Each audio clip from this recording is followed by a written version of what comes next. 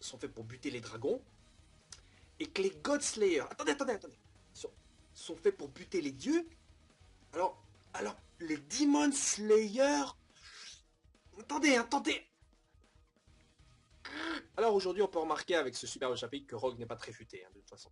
Enfin bref, de toute façon, ce chapitre aussi, je le trouvais très agréable. En tout cas, on a un peu de progression au niveau du scénario. Par contre, il y a un truc que j'aime pas, que je comprends toujours pas, c'est que, putain, ce combat, il s'est déroulé en fait en combien de temps? Parce que là, déjà le chapitre, il y a 2-3 chapitres, enfin non, il y a 2 chapitres environ, je crois. On était déjà, techniquement, au début du combat d'Erza, qui avait duré 1 ou 2, voilà. Donc, comment ça se fait que celui-ci dure encore? Normalement, Face a déjà activé. Enfin, je vois pas comment se déroule le temps. Enfin, bon, selon le théorème de Freezer, voilà, je vais pas non plus le redévelopper. Vous connaissez le théorème de Freezer. Eh ben, normalement, dans la réalité, 1 minute, c'est genre 1 heure, vous voyez. Mais ici, qu'est-ce qu'on fait quand il y a c'est genre deux périodes qui sont dans le même manga. Alors là, évidemment, c'est un autre truc apparemment qui compte plus du tout. Là, on s'en fout. 1 minute, allez, 2 minutes de fight dans un endroit, dans un manga, c'est 3 heures de fight dans un autre. Quoi. Enfin, moi, je comprends pas du tout comment ça fonctionne. Mais bref, dans tous les cas, ce chapitre donc nous permet de nous amener le personnage le plus charismatique, un retour qu'on attendait tous, le retour de Gema, le père de l'année, que tout le monde, franchement, il a gagné le titre de père de l'année, mais franchement haut la main quoi. Donc Gema, ce bâtard pédo bizarre, enfin ce bâtard ambulant, qui est donc de retour, parce que Grey quand il est arrivé, il foutait une grosse roast à Marky et j'étais content d'or parce que certains se disaient putain mais non Grey va pas vaincre Marky et tout, et en fait si, il était sur le point de le faire, enfin en tout cas cette forme là Grey était assez fort pour surpasser donc Marky. Certains diront alors ouais mais attends, Natsu il a rien pu faire contre Marky, ouais attends, c'est à dire que Grey est plus fort que Natsu. Je répète encore une fois, je le dis parce que je sais qu'il y a encore des gens qui vont croire ça, mais non. Si la magie de Grey fonctionne très bien sur Marby, c'est parce que c'est un Demon Slayer maintenant. Si la magie était celle qu'il avait par exemple lors du combat contre Silver, ça aurait voulu dire qu'à ce moment-là, Grey il aurait pas fait plus de dégâts que Natsu. Vous comprenez ce que je veux dire? C'est juste sa magie qui est plus efficace contre Marby, mais moins certainement contre d'autres adversaires où ça aurait été normal quoi.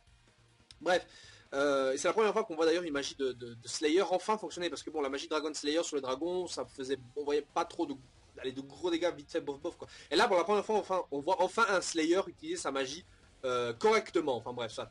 Donc Margy il est acculé et là on voit quelqu'un qui sauve et qui sort du trou du cul de l'enfer comme j'aime bien le dire. On a donc Gema qui arrive, qui c'est comme sa fille Minerva, d'ailleurs c'est marrant, ils se sont croisés ou pas dans les couloirs, je sais pas, normal. Salut papa, toi aussi t'es venu à Tartaros? Oui, allez. Non bref, dans tous les cas Gema il arrive et donc et surtout là certainement donc pour permettre à l'auteur de s'occuper donc de Sting et Rogue, c'est-à-dire qu'en gros qu'au final l'auteur voulait juste se retrouver avec un duo comme on l'avait prédit de Natsu et de Grey contre Margy. Margy qui donc lui s'est changé dans sa forme Ethereus qu'on avait hâte de voir et qui bizarrement je trouve ressemble beaucoup à une sorte d'Acnologia bipède quoi. Enfin bref, dans tous les cas les symboles sur lui sont presque les mêmes, en plus son visage de profil c'est la même chose, enfin, c'est un monstre ailé comme ça, il y a juste la coupe de cheveux qu'il a gardé bizarrement. Enfin bref, dans tous les cas moi j'aime bien cette forme là. Il est bien badass, il est bien cool pour le roi de l'enfer.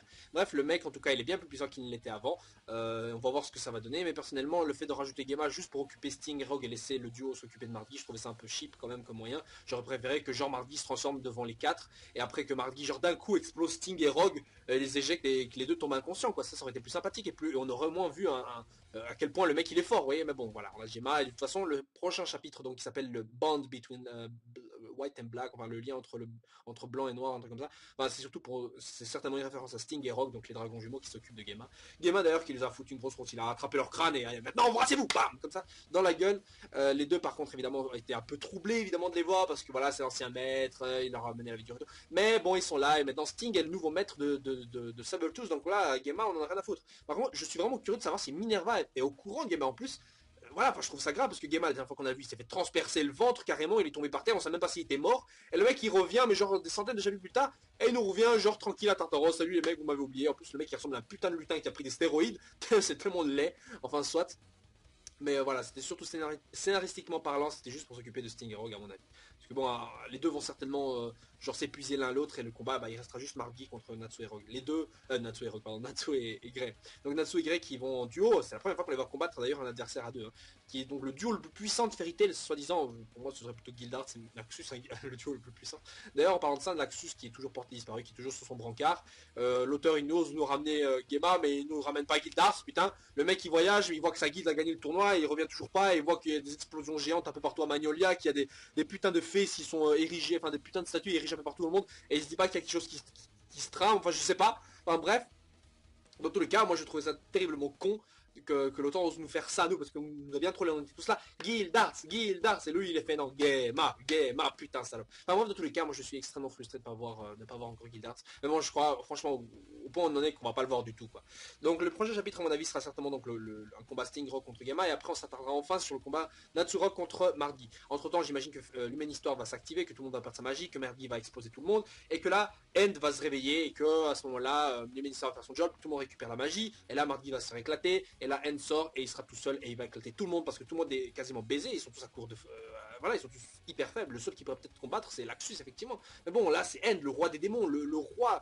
Mais bon, on apprend aussi que Mardi, par exemple, n'avait pas pris cette forme depuis 400 ans. 400 ans, c'est l'époque de Nirvana, c'est l'époque où Zeref a voulu créer les démons pour se tuer, c'est plus ou moins l'époque où les dragons aussi ont disparu. Je parle pas des dragons de nos Dragon Slayer, je parle des anciens dragons. C'est plus ou moins à cette époque-là qu'ils ont commencé aussi à disparaître, je crois. Et donc, tout ça, les choses commencent à se relier un peu.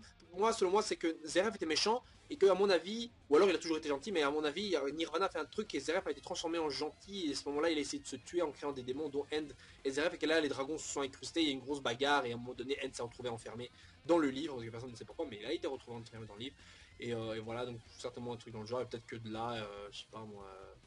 Ouais, non, en fait, je vois pas exactement ce qui pourrait justifier ça, mais à mon avis, il y a quelque chose donc qui s'est produit parfaitement cette grosse bataille là, et Mardi a certainement les clés, peut-être que lui aussi a des secrets qui vont nous révéler, donc beaucoup de choses commencent à se relier et moi j'ai hâte de voir ça. Voilà, sur ce les gens, on se retrouve donc la semaine prochaine pour le prochain chapitre de Fairy Tail et aussi pour la review de l'animé que je fais donc tous les 2 épisodes. Voilà, ciao ciao.